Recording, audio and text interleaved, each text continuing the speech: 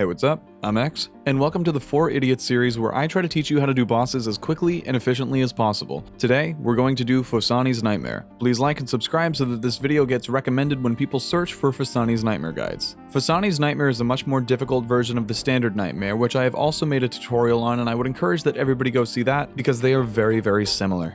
Just in case you're unsure what gear to bring, just maximize your crush damage and maximize your magic damage and bring both of those. You really want to prioritize as much melee damage as you can possibly get off, and as much magic damage as you can get off on the pillars. Her attacks are basically the same as her standard variant, they just occur at different times, and they have more of a focus on overwhelming you rather than doing standard chip damage. Just in case you haven't seen that video and you refuse for some reason, her Crackly Bones attack is ranged, her Rose Petal Swirl is mage, and her Claw Scratch is melee. She will also spawn these voids throughout the arena during some of her special attacks, and they will deal about 60 damage, so it's very important to not be standing on them. The attack will be more dense to where you were standing, so moving somewhere else between attacks will give you a higher chance that there are going to be none around. You can also step underneath any of her corner tiles for a safe tile to stand on. Keep in mind that standing on this tile for too long will put a void on that tile and make it inaccessible. Phosani's Nightmare has 5 phases, which is an upgrade from her usual 3, though she has significantly less HP during each phase. She also does 0 damage so long as you pray correctly, and the trade-off for that is that her attacks are incredibly punishing and can hit upwards of 80. The only difference in her special attacks from her standard variant is that the minions that she spawns, both Husks and Parasite, will always take your max hit damage from crush damage. So a lot of people will bring things like Elder Mauls to one-shot the Parasites, or Ham Joints to quickly get rid of the Husks. And here's a brief recap on her special attacks. For Flower, stay in the nice Flower segment to avoid taking damage and avoid voids. For Husks, switch to a fast attacking weapon and hit the Husks that are trapping you. You'll max hit them every time and they only have 20 HP. The chubby one is a ranger and the thin one is the mage. Parasite. You have to drink a Sandfew or Relism's bomb to not get hit a big number when the Parasite finally does come out. Afterwards, try to melee it to avoid healing the Nightmare. The Elder Maul and Piety regularly one-hit the Parasite, but please make sure that your max hit is perfect for whatever you choose to do. Her Zoom attack. She'll teleport around the arena and face one direction, just make sure that you're not in her way when she zooms. Spores. She'll spawn mushrooms around the room that if you're within one tile of will make you unable to run and attack slower.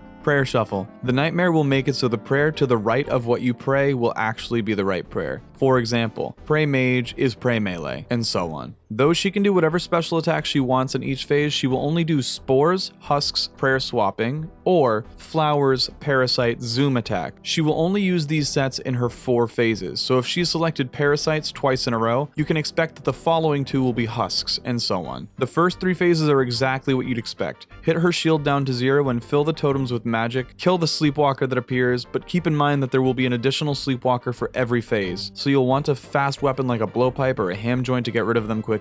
During the 4th phase, if you're praying the correct attack style when she goes to attack you with it, your prayer will be disabled, meaning you will have to re-enable it. For her final phase, she will stand in the middle of the room and some voids will spawn underneath your feet in some kind of final stand way. You must do 150 damage to her before she kills you. All the while, Sleepwalkers will be walking towards her and each Sleepwalker that makes it to her will deal 15 damage to you. Kill her as quickly as possible and then the fight will be over. That's all I have for you today. I hope you get so much money from Phosani, and if you like this video, please like it, subscribe, hit the bell. Bye.